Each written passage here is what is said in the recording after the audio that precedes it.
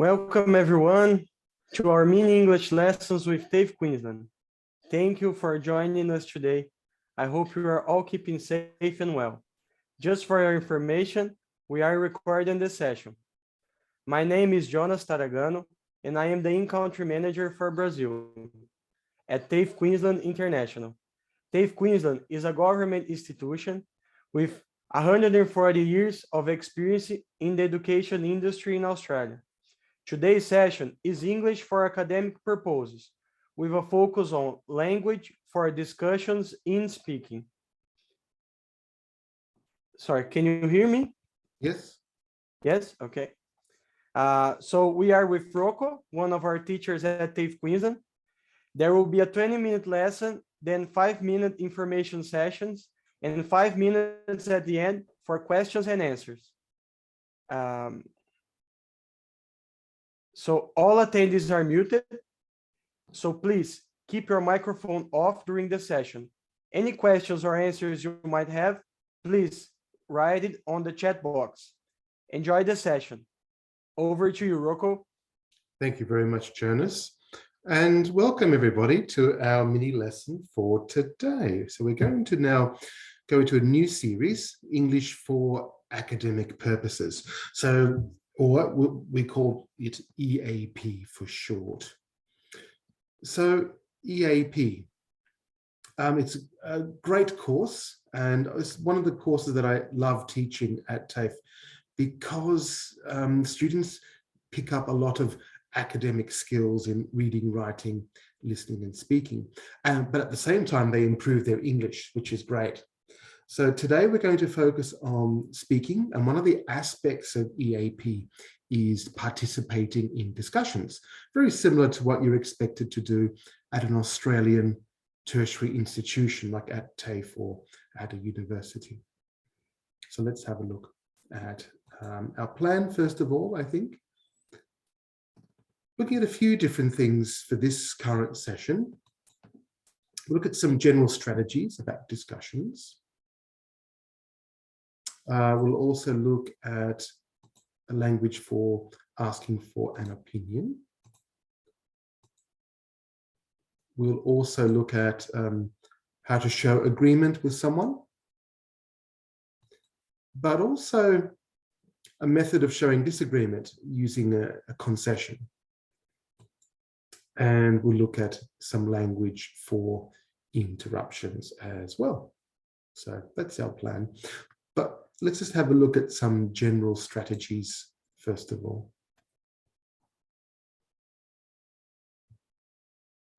So here's some different advice regarding group discussions. Now, group discussions in an academic situation. Let's have a look at these. I think I've got about 5 different bits of advice. Do you agree with any of them? Here's the first one. Don't bother listening to other people.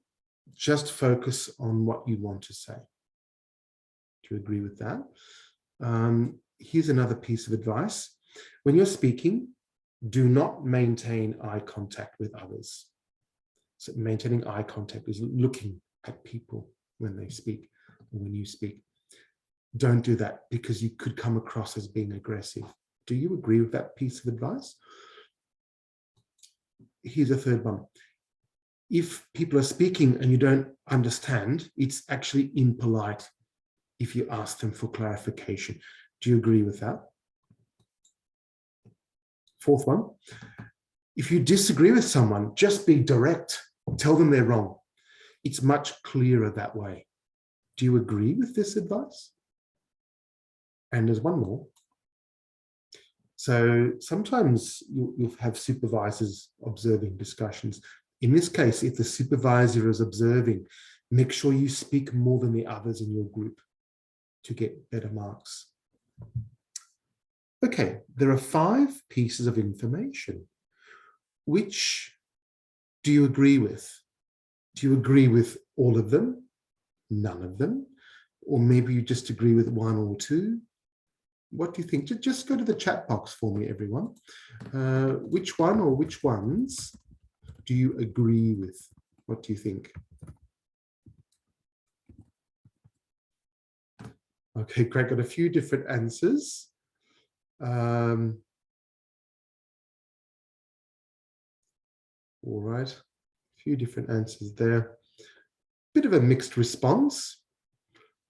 I think Benny and Nadine, I think you've got the right idea there. Mimi, also good. Margarita, yeah, I kind of agree with you there. Carolina, yes, well done. Excellent. Okay, let's just go through each of these one by one now. Thanks, everyone. Okay. Let's look at the first one. Don't bother listening to other people. Just focus on what you want to say. Well, I don't quite agree with that, because part of discussion means you have to reply to what people are talking about. If you only focus on yourself, and that means you're not including. And in this case, in the case of A, it means it's just a presentation. It's not a discussion. So definitely not A. Now, B is an interesting one, because there are some cultures where looking at people in the eye is actually kind of aggressive. There are some indigenous cultures here in Australia that are like that. But for most cultures, actually looking at someone when you're speaking, it's much more engaging. So in this one here, it's probably not good advice. What's expected here in English-speaking cultures is to look at people when you're speaking. Keep eye contact.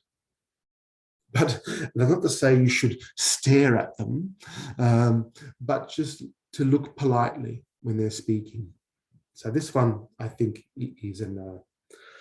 Asking for clarification. Some people are afraid to do this because they think it's not polite, especially if it's a teacher or a tutor. Yes, Rose, don't stare, but looking politely, not staring. I agree. But actually, if you ask for clarification, people don't mind giving extra explanation for something if you're not following. They don't mind at all. So in fact, it's not impolite, it's actually good strategy. Because imagine later on when you're talking and you didn't understand what they were talking about, you're going to create a problem. You must ask for clarification, whether it's another student or whether it's a teacher. It's actually worse, especially with a teacher. If you don't ask for clarification with a teacher, it's worse. So be careful. That's one cultural thing that you need to be aware of. So definitely C's out. D, being direct. It's true that it's clear, but it's actually quite aggressive if you're really direct and say, no, you're wrong. It's probably culturally more appropriate to use a more indirect language if you're disagreeing. You know, it's important to respect the other person as well as saying what you think, even though what you think is something quite different. So no. Guess what? You don't get more marks, you actually lose marks. If the supervisor sees you dominating the discussion, you lose marks, because part of a discussion is interacting and responding. And if you don't interact and respond and you just dominate, guess what? You lose marks. So all of these options are bad advice, all of them. Don't do any of that. And in an EAP context, you'd lose marks. In an educational context, and you go after EAP and you're doing your diploma or your degree courses, you're going to upset your group members. Okay, let's have a look at something else now. Let's have a look at asking for an opinion. And let's say that the discussion is about using translation in the classroom.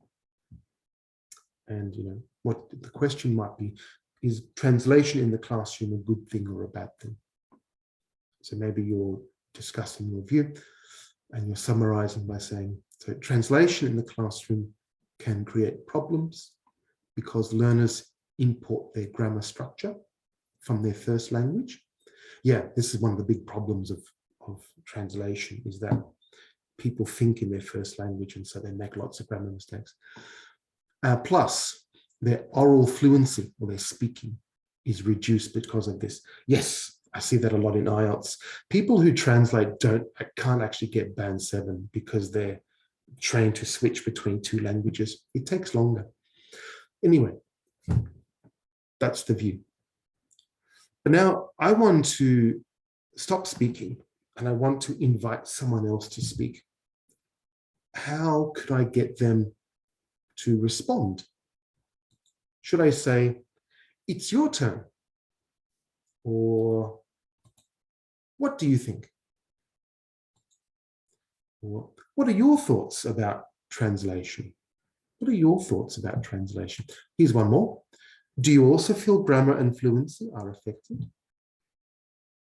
A, B, C, D. So give me a vote, everyone. Go to the chat box. Let me know what you think. Would you use any of these? All, none, or some? Maybe you'd use B or D or A. What do you think? Oh, good. Got a few votes already. Oh, wow. Lots of votes here. Let's see what everyone's thinking. Interesting. A lot of people have chosen B.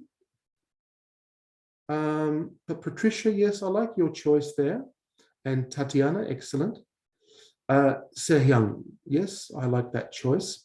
I think that there are a couple of choices here. Noelia, not quite. I think there's one of those I would avoid. Yes, Patricia, all of them are possible, but I think maybe a couple of them are better. Okay, thanks, guys. Let's have a closer look. Let's have a look at the first one. It's your turn. That's actually completely ineffective because you're not actually asking the other person to respond to what you're saying. It's, okay, I'm finished. It's a very disconnected phrase. I'm finished, you speak, I'm done. So it's your turn. Then the person will talk at you rather than talking with you or together. Then that doesn't encourage them to include what you've said. So A, definitely not. Having a look at B, what do you think? It's extremely open. What do you think? Well, again, it's a bit similar to A. It's a bit better, but it's a bit similar to A in that the speaker doesn't have to include anything about what you have said. So if everyone is giving separate ideas and not including the other person's response, it's not as cohesive. B, no. Have a look at C. C has something special because the speaker says, well, what are your thoughts about translation? Because I'm talking about translation. What do you think about translation? It's a bit better. It's useful because it forces the other person to talk a bit more about what I said. But let's have a look at D. Maybe the topic is about translation, but I've mentioned two specific things, grammar and fluency. So in my question to include the next person, do you also feel grammar and fluency are affected? I'm forcing them to include my ideas in what they're talking about. So in this way, D, I think, is much better because it encourages the other person and myself to talk together rather than separately. Okay. Sometimes a person will speak and you agree with them. Yeah, good point. So let's keep the same argument from before about translation it affects your grammar and affects your fluency. So let's keep that. Now, let's say you agree with that person. Would you say 100%? Or would you say something like correct? I couldn't agree more. Interesting. There's a negative there. I couldn't agree more. I was in the same train of thought as you. How about this one? You've actually got to the heart of the matter, in my view. What do you think, guys? Go to the chat box, let me know. Do you like any of these? All? Some? Maybe you like one or two. Maybe there's 3 that are good, or 1 that's good, or 2, or 0. What do you think? Good. Oh, got lots of votes at the moment. Let's have a quick look. Vu, well done. Actually, Vu, you've got a good idea there, because I think there are 2 that are useful. A lot of people choosing between C and D. Not all of them, Rose. I think there's a couple of them that have an issue. Kin, yes. Benny, very good. I think that those 2 are the ones to consider. Yes, Sarah, excellent. I agree with you. Andrea, well done. Excellent. New, not quite, not all of them. There's a couple there that we need to consider. 100%. You know, that shows a lot of 100%.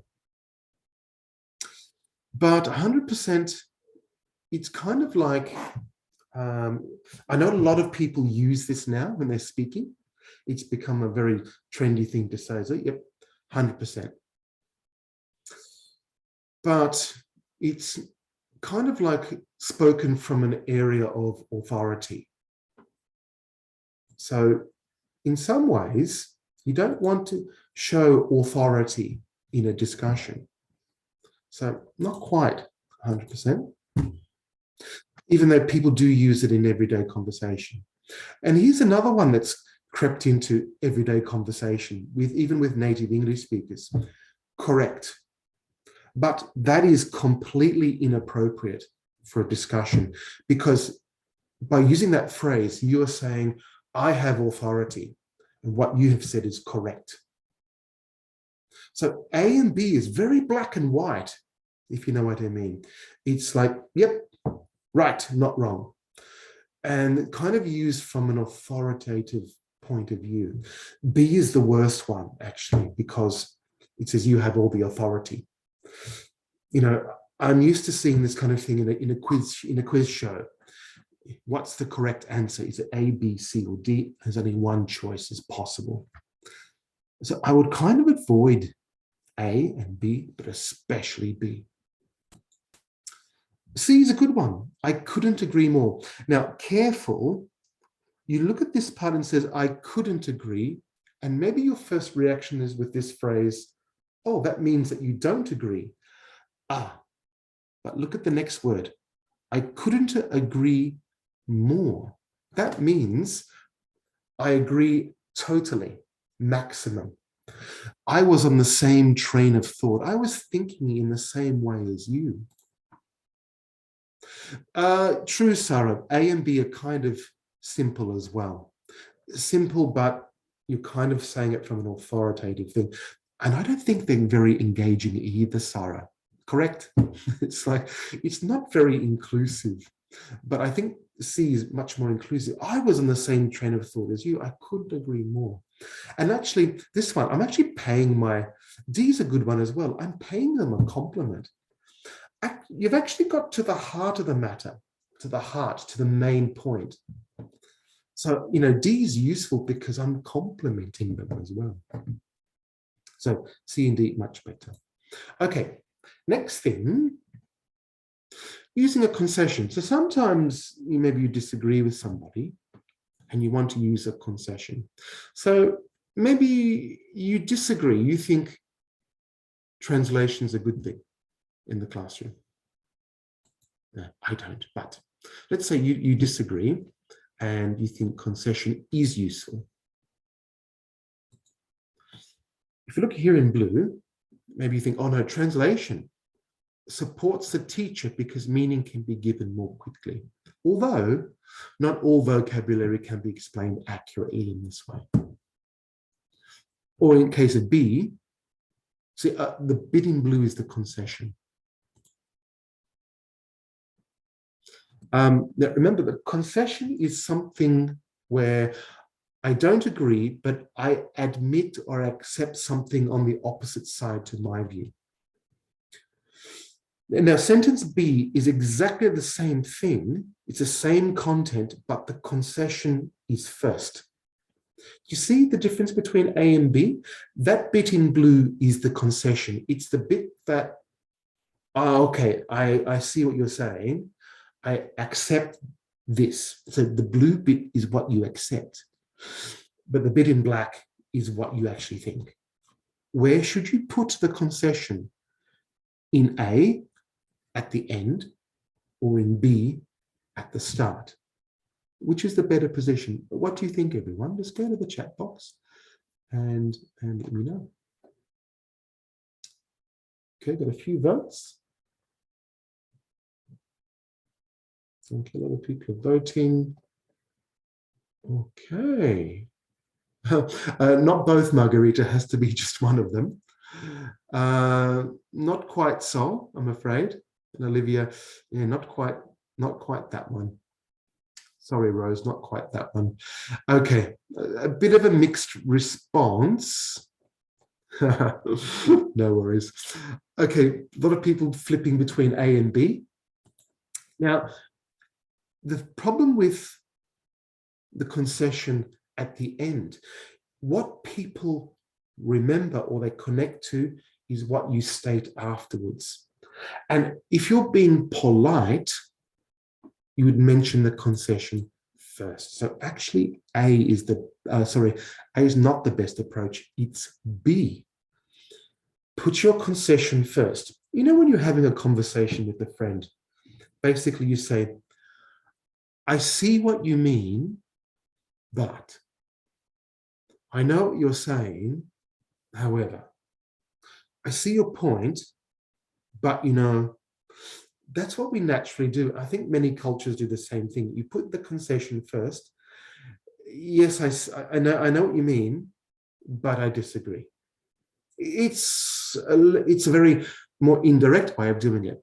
If you put your concession last, it weakens your argument.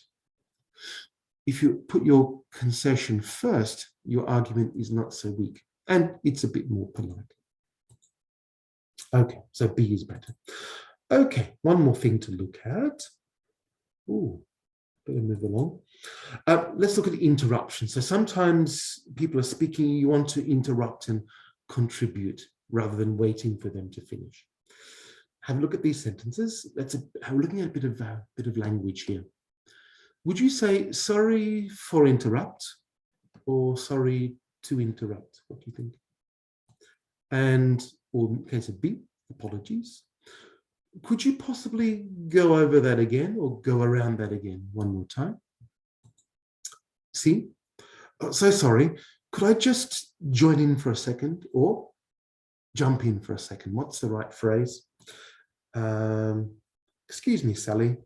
May I just make a point here? Or may I just ask a point here? What do you think, everyone? Have a look at these 4 sentences, and we're just looking at these phrases. These are all phrases, useful phrases to when you want to interrupt a speaker. But A and B are about using the right prepositions, and C and D is about using the right verb. Okay, good. Got a few votes. Let's see what everyone's thinking. Yes, Andrea, good. Remember, guys, all of the phrases are useful, but in each phrase, you've got to choose between 4 or 2, over or around, yeah? Yeah, very good, Andrea. Excellent. Very good, Julio. Excellent. Oh, I think, is that Carolina? You've got... oh, one of those is incorrect, Carolina. Have a think again. Oh, interesting. B is looking problematic for everyone. Okay, let's have a look at these one by one, everybody. That's fine.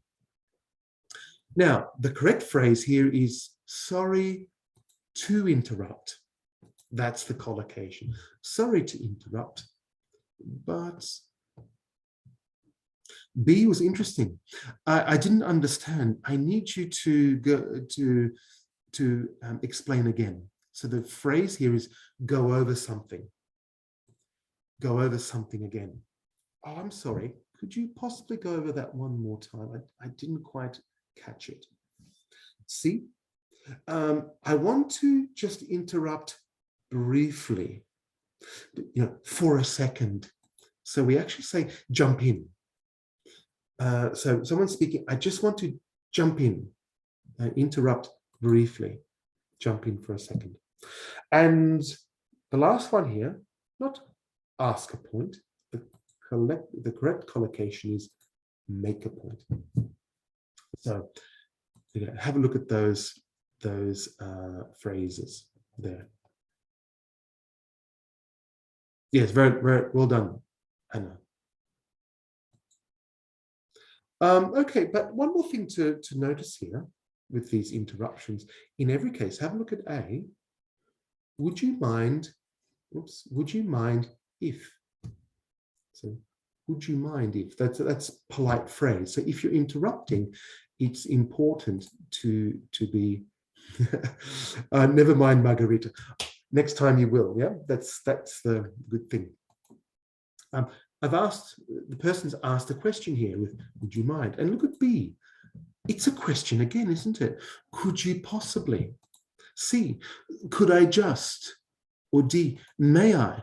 So here's a useful point. When you're interrupting, it's handy just to ask a question first to get the permission or okay to just, interrupt the person when they're speaking. But do it with a polite phrase. Would you mind? Could you possibly? Could I? May I?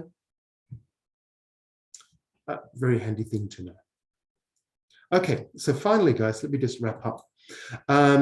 Remember, when asking for an opinion, try to use targeted questions rather than open questions. Not what do you think? Rather, what do you think about my point? Be less authoritative when showing agreement. Yeah, actually, you've made a good point. Or, oh, you really got to the heart of the matter. Use a concession first before you say your own opinion. I see what you mean about grammar. However, I feel that translation helps with the comprehension of grammar. Concession first, then your own opinion. And use question forms if you're interrupting to be more polite. Okay, sorry, that's it from the mini lesson side of things, the presentation side of things. We're going to have a question and answer session for a few minutes.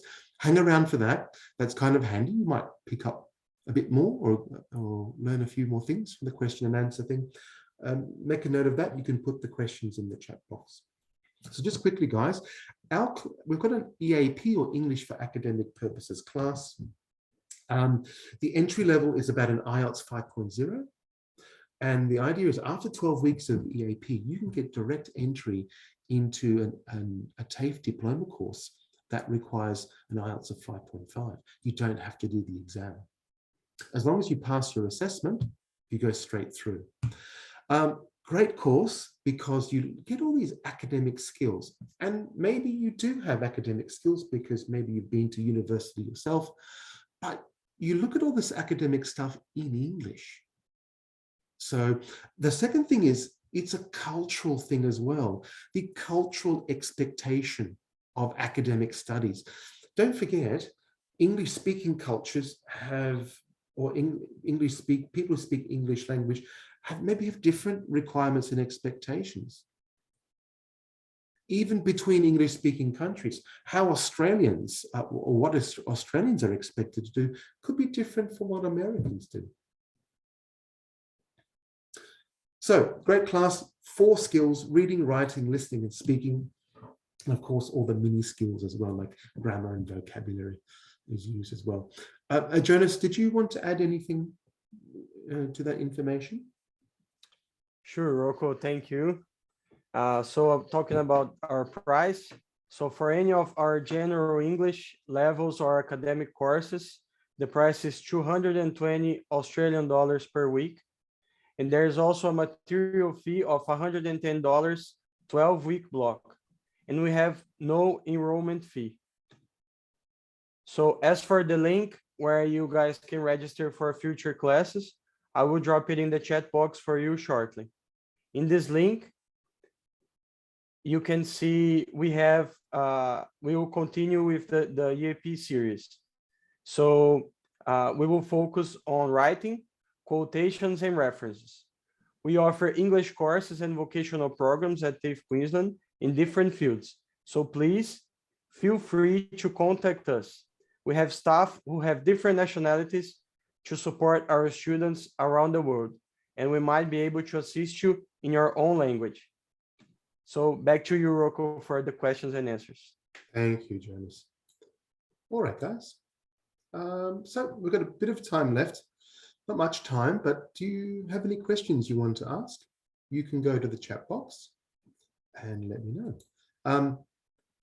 It doesn't matter what you ask. It can be about today's content or about something about other kinds of questions about English. I don't mind at all.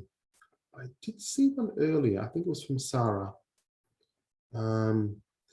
Targeted questions.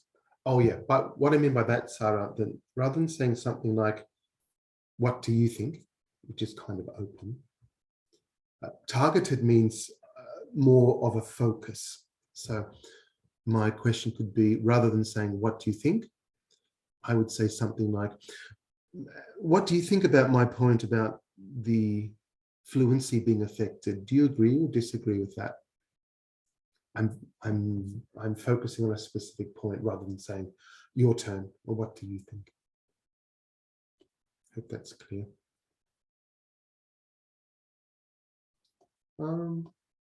Yeah, thanks for the link, Jonas. That's great. Hello, Costa Rica. Actually, I've got a student from Costa Rica at the moment. It's nice having people from Central America. We need more of them in Australia. Wonderful. Any other questions there?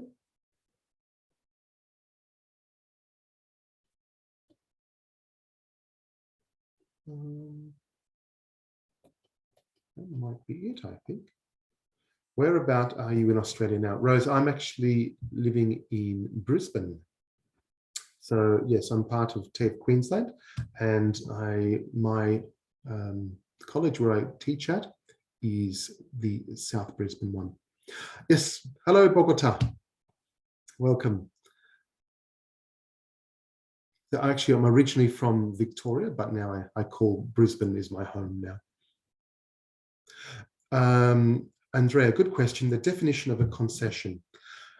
Concession is something that you concede or you let go of, you admit. So if you look at the argument, you agree or disagree. I agree, but my concession is something I accept on your side. For sentences, it's a way to balance your sentence. If you begin your sentence with a concession, the second half of a sentence could be about your view. And you need to use a linking device like although, however, that kind of thing.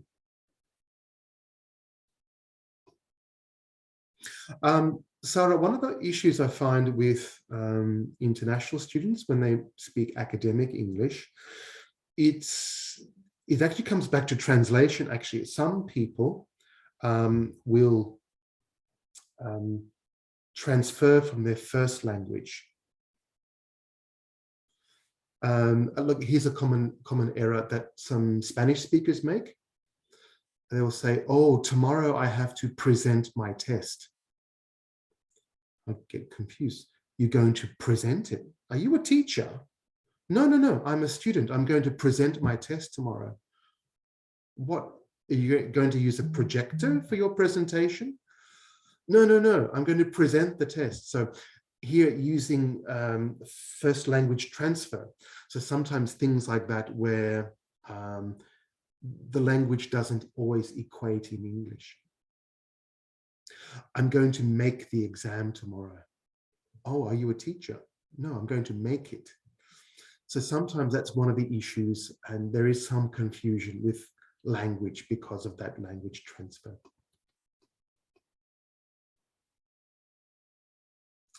Okay. Oh, hello. Got from Thailand as well. That's nice to know. And from Colombia. Oh, I wonder where everyone's from. But anyway, thank you guys. Look, I think that's plenty of time for today. So thank you very much for your attendance and for your participation. I hope that was useful and you got something from that. So thanks very much. Oh, by the way, it's for those of you who celebrate Easter, I know some of you celebrate Easter, have a very happy Easter. Hopefully a little rabbit's going to deliver some chocolate eggs for you, I hope, yeah? Thanks, Mexico. Thank you. Happy Easter. And if you're traveling, stay safe and hope to see you next time. Thank you very much. Take care and bye.